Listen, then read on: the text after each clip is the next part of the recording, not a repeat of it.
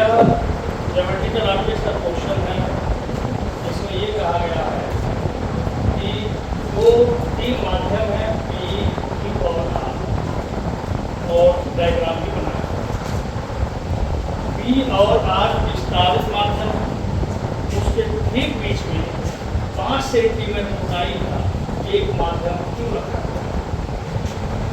P का अपवर्तनांक 1 है, क्यू का जो रिफ्रैक्टिव इंडेक्स यानी अपवर्तनांक है वह 1.25, आर का अपवर्तनांक 1.5।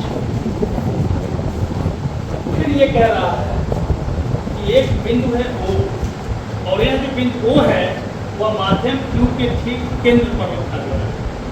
इस O को लगभग लंबवत P से देखा जाता है, तो आभासी गहराई h1 है, और फिर जब Q R के तरफ से देखा जाता है तो आभासी गहराई h2 है। तो मान आप h1 माइनस h2 का मान क्या है? ये अब क्या आप ये बता सकते हैं कि यह क्वेश्चन किस फार्मूले पर आधारित है?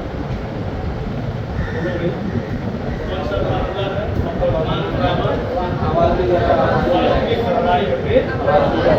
तो बेसिक कंसेप्ट है, कोई बहुत बड़ा कंसेप्ट इसमें नहीं। तो सबसे पहले हम P की तरफ से O का अवलोकन करते हैं और वही फार्मूला हम अप्लाई करते हैं जैसा कि यहाँ दिखाया गया है। मीडियम है तो यहाँ से बाहर से इसके पॉइंट O है उसे देखा जा रहा है, वह उसका इमेज आई पे दिख रहा है।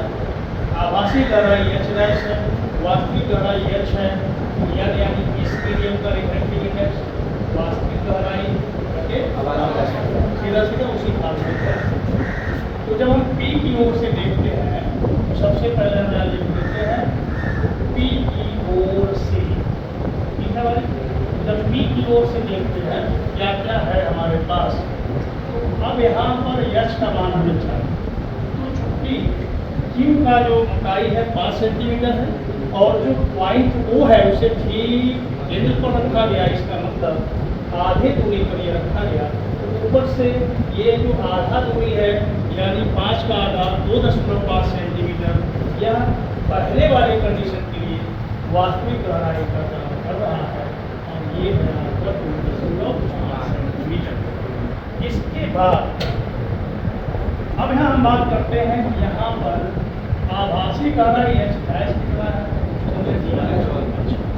फार्मूला हमारा बनता है n बराबर h डैश, ठीक है।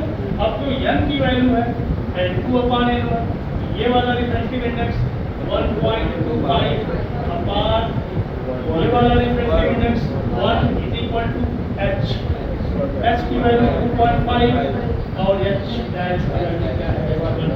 यहाँ से h1 बराबर निकल के आया 2.5 बटे 1.25 बराबर आया 2 सेंटीमीटर। अब हम बात करते हैं R की ओर से। R की ओर से जब देखेंगे तब क्या होगा, तो फिर से हमारे पास वही फार्मूला है। यहाँ हमें मान चाहिए h, फिर यहाँ भी हमें चाहिए h डैश।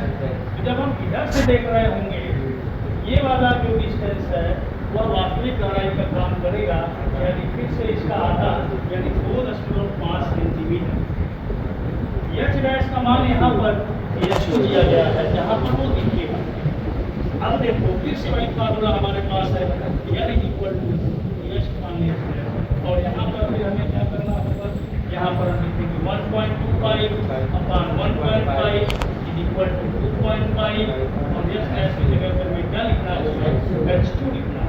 फिर हम इसे सॉल्व करेंगे तो h2 इक्वल टू हो जाएगा 2.5 1.5 अपान 1.5, ये 2 डायमेंशन। तो हमारे पास बचेगा 3 सेंटीमीटर। हमें चाहिए मान आप h1 माइनस h2